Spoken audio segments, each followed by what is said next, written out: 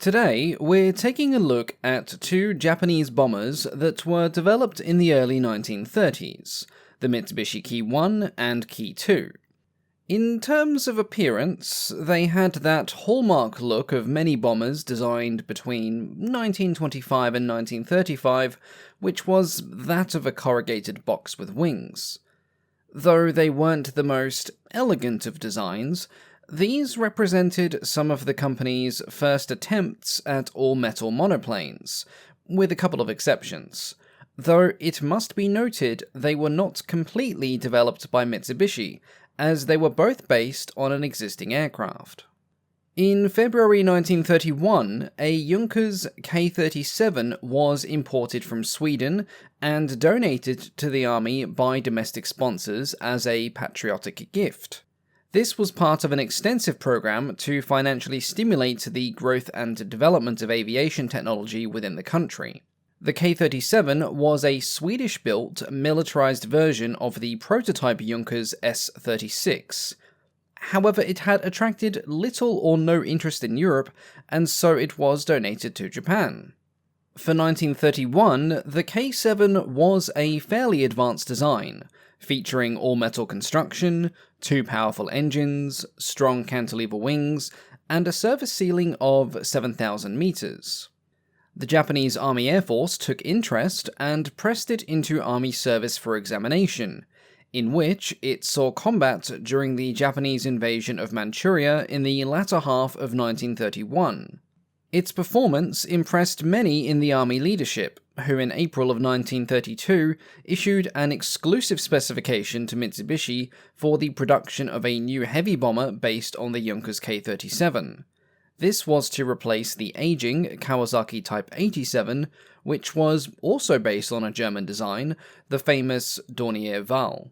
At around the same time as this, it was also decided to develop a light bomber based on the K-37 as well, which would become the Ki-2.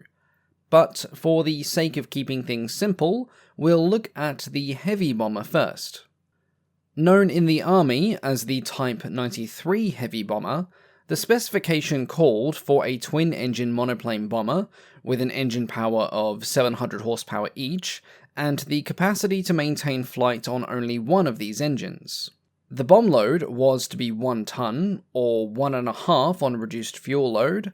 Maximum speed at 3,000 meters was to be above 240 kilometers an hour, and it was to have an operational altitude between 2,000 and 4,000 meters. To meet these requirements, project manager Nobushiro Nakata proposed an enlarged version of the K-37, using experience he had gained working on the gargantuan Ki-20, a license-built military version of the Junkers G-38. The new bomber was thus 3.5 meters longer than the K-37, and its wingspan was 6.5 meters greater. It was to have a crew of 4, 2 pilots, a nose gunner/bomb aimer, and a rear gunner. A Gosport speaking tube was used to communicate with the bomb aimer, though considering the soundproofing of these earlier designs it should really be called a screaming tube, and defensive armament consisted of 3 7.7mm machine guns, one mounted on a flexible mount in the nose, another in the rear gunner's station, and a third in a retractable ventral position. In keeping with the original design, it kept the old-school fixed landing gear, as a retractable system was still considered far too complex and weighty for heavy bombers. That being said, it did feature 2 attempts at innovation. It had a dispersed system of fuel tanks rather than just 1 or 2 main tanks, so that if one was hit, it would not affect the entire fuel system. However, none of these tanks were self-sealing, nor were they armoured in any way, so this system was probably useless, as any hit to said fuel tank would probably lead to the eventual immolation of the crew anyway. The bomber also made use of Junkers ball-type joint connectors for the construction of the wing and tail. These were a feature on the original design, but not something really seen in Japanese designs thus far, and it allowed the aircraft to be broken down in sections for easier transport by rail. This was considered a particular advantage, as rail transport was logistically kinder on fuel. Following approval of a full-scale mock-up, the first of 2 prototypes was complete by March of 1933. When it first flew, the prototype Ki-1 was a bit of a disappointment. The planned 700 horsepower Mitsubishi engines had suffered delays in development, and they were replaced on the prototypes with 800 horsepower Rolls-Royce Buzzards. But despite the extra power, both prototypes were 20 km an hour slower than expected, and their handling was described as sluggish at best. However, the Army didn't really have any alternatives lined up that would be ready within the next 2 years, and so the Type 93 heavy bomber was ordered into production anyway. It would later receive the designation Ki-1 when the naming scheme was updated. Unlike the prototypes, the production models were completed with Mitsubishi's domestically built engine, the water-cooled 12-cylinder HA2. This put out 700 horsepower and drove a wooden 2-blade propeller. In this configuration, the Ki-1s would begin to replace the old Type 87s during the course of 1934, but the issue of performance had not yet been addressed, and with engines now producing 100 horsepower less than the prototype, problems quickly became apparent. The bomber felt slow and heavy at the controls, and the engines, still in an unfinished state of development, frequently delivered less than the required power, and the Ki-1 could not maintain level flight under the power of one engine alone. So not only did it look a bit like a brick, but it flew about as well as one too. As a result of this, the 71st Ki-1 was taken from the production line for a series of modifications to try and make the plane a bit more powerful and a bit less lethal. An improved version of the HA2 engine was installed, which, depending on what source you look at, either put out 720, 750, or 800 plus horsepower. They all seem to conflict, which is wonderful. And these engines were mounted lower down on the wing, which necessitated the lowering of the main landing gear, and to reduce drag, this was now housed in a streamlined fairing that could be removed on the ground for servicing. Streamlining was a key part of the improvements in general, with Mitsubishi hoping to improve the Ki-1's woeful speed. Some of the corrugated metal skin on the wings was replaced by smooth paneling. The pilot's canopy was extended rearwards to encompass the rear gunner position, and streamlined fairings were used to partly enclose the externally carried bombs. This modified version would be known as the Ki-1 Model 2. In total, 48 of these were produced, along with 70 of the first models, for a total production run of 118 Ki-1s. Though the Model 2 was somewhat faster than the original, and it could now at least fly under the power of just one engine, the Ki-1's reputation for being a slow, heavy, cumbersome bomber lingered on, and it was not particularly well liked by its crews. Its service life as a whole was relatively short. This was partly due to its unpopularity, and partly due to its rapid obsolescence by the development of the Ki-21 just a few years after the Ki-1 entered service. It was not until 1938 that the Ki-1 would actually see combat. As Japanese losses were beginning to mount in the war with China, Ki-1s were pressed into frontline action. Their results were highly mixed. Though some did manage to successfully bomb targets in a series of raids, many were either destroyed on the ground or overwhelmed by fighters sent in to intercept them. The remaining Ki-1s would linger on as transports into 1939 and 1940, but none seem to have survived much beyond this. Though the Ki-1 was deeply unpopular, the Ki-2 fared a bit better. The design work was carried out by the same team that worked on the Ki-1, though it was nominally being built to replace the Kawasaki Type 88 light bomber. The Army also wanted the Ki-2 to be capable of filling the roles of tactical reconnaissance, close air support, and even potentially that of a heavy fighter, it being used to escort heavy bombers. Like the specification for the Ki-1, it also had to maintain level flight on one engine, and an importance was placed on easy handling for nighttime landings.